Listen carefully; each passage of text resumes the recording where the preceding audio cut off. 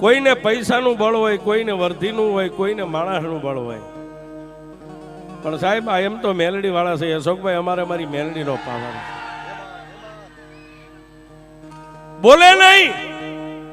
અને બોલે પછી લોટામાં લીટા પાડી દે, એ મારી મેલડી છે. બોલે નહીં સાહેબ, અને જો બોલી ગઈ હોય, વિધાતા છે ને સાહેબ,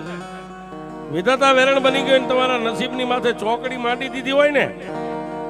એક રવિવાર, બીજો રવિવાર, ત્રીજો રવિવાર, ચોથો, પાંચમો, એ આમ કદાચ 12 મહિનાના રવિવાર ભરો અને પછી મેલડીની કોર્ટમાં તમારો વારો આવે ને, એ મેલડી કલમ હાથમાં લે ને સાહેબ,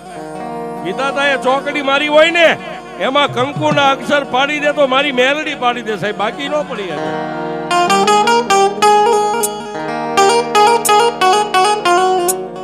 વાતો કરવા બેસીએ સાહેબ,